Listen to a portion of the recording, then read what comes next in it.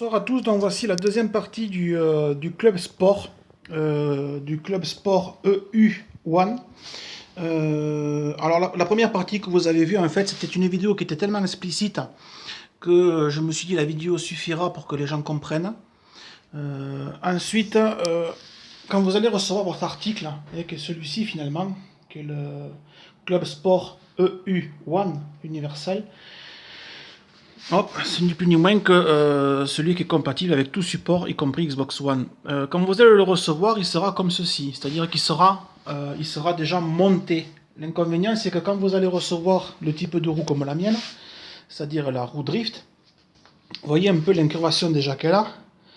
Donc déjà, les pales à son origine sont très très loin. Quand on prend le volant, c'est très très loin tout ce peu. Pourtant, j'ai de grandes mains.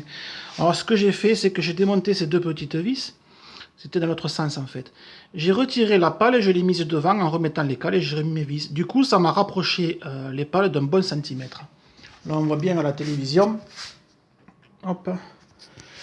On voit bien qu'elles sont derrière. Et là, on voit bien que finalement, elles sont plus derrière, elles sont devant. Voilà. Ensuite, pour monter cette roue drift, je dis ça parce que franchement, quand on ne sait pas, on n'ose pas y taper dedans, quoi. Vous serez obligé de démonter ces quatre petites vis qui sont à l'arrière. Ces quatre petites vis, en fait, elles maintiennent toute cette face avant où est fixé tous ces petits éléments. Quand vous l'écarteriez, ceci, vous ferez attention quand même parce qu'il y a des petits fils à l'intérieur, c'est excessivement fragile. Dessous, vous verrez des petits écrous qu'il vous faudra dévisser, des petits écrous. Vous les dévissez, de par ce fait, ces éléments, vous pourrez les rapprocher, les monter, les descendre, faire ce que vous voulez. Voire même les changer de trou aussi.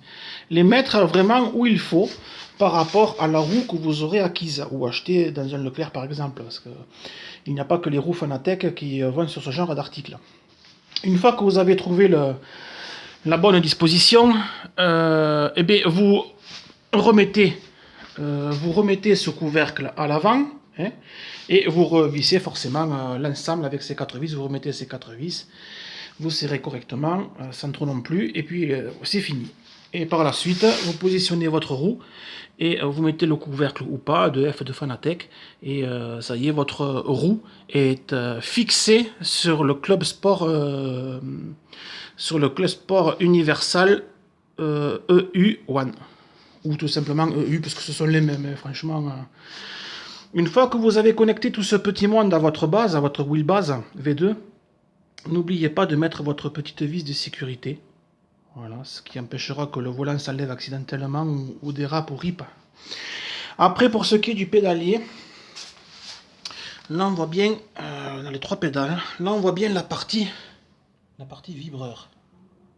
C'est un truc qui tourne là, c'est un demi-cylindre qui tourne, et c'est ça qui fait vibrer en plus en fait la pédale. Soyez pas surpris, vous allez dire quand ce sera en fonction, putain, les pédales elles vibrent pas, franchement elles vibrent pas beaucoup. Bon, c'est un petit peu normal parce que le matos est tellement costaud, robuste, et c'est tellement bien fixé que comment voulez-vous que ce petit bidule derrière arrive à faire vibrer la pédale? C'est presque de l'impossible. Alors on ressent qu'il y a bien quelque chose qui vibre un peu à l'arrière, mais il y en a qui l'ont fait, moi je le fais pas, mais bon, chacun prend ses responsabilités. Il y en a qui se sont amusés à diviser ce petit boulon là, ce petit écrou, et en fait ils ont tourné l'élément. Du coup, la partie vibrante qui est dessous, hop là, la partie vibrante qui est dessous, eh bien, elle se retrouve dessus. Et du fait d'avoir monté la partie vibrante sur le haut, eh bien, il y a plus de force de vibration qui s'exerce sur la pédale et du coup on a un meilleur ressenti. Moi je ne le conseille pas trop, mais bon, après chacun fait ce qu'il veut. Et après vous avez ceci, là moi je suis au minimum, c'est-à-dire que la pédale elle est au plus souple. Si vous le dévissez dans l'autre sens, vous allez en fait, ça va s'allonger, ça va fortement durcir la pédale. Et quand je dis durcir, c'est pas peu dire. Voilà, mais je pense avoir tout dit concernant le montage du club sport, parce que c'est vrai que quand on a ça devant la main, devant les yeux, qu'on ouvre les boîtes au prix que ça coûte, on n'a pas forcément envie de choper le tournevis et de démonter tout ce petit monde. Donc quoi qu'il en soit, suivant les roues que vous prenez, vous serez fortement obligé de le démonter pour que ce soit à bonne distance et à bonne disposition par rapport à la roue que vous aurez montée sur votre club sport.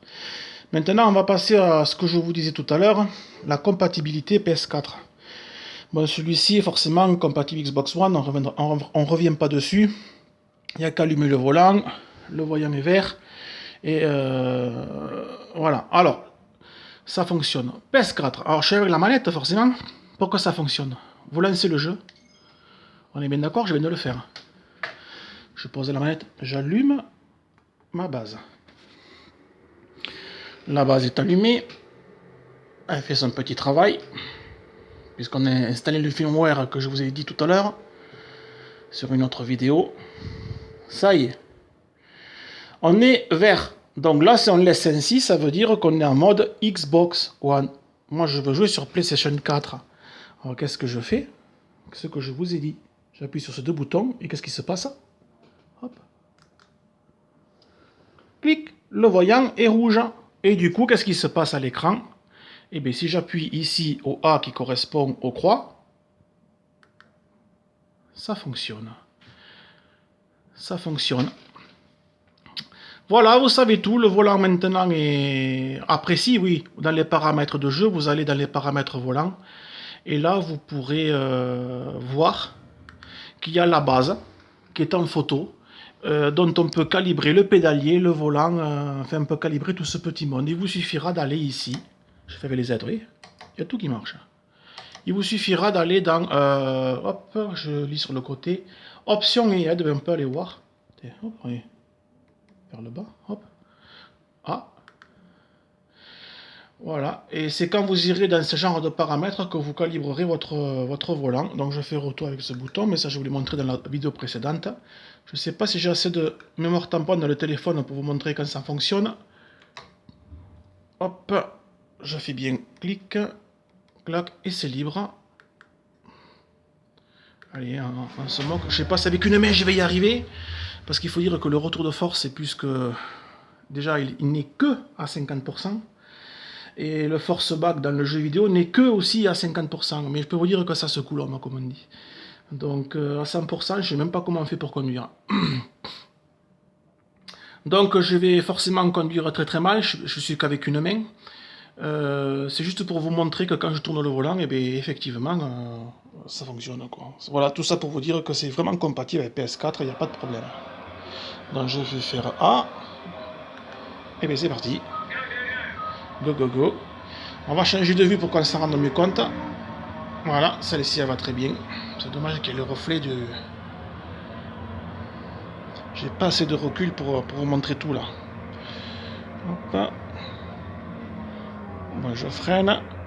Et on voit bien que si je tourne le volant... Oh, je sais pas comment je vais me foutre. Le volant est à 90 là. Hop. Ça marche très très bien.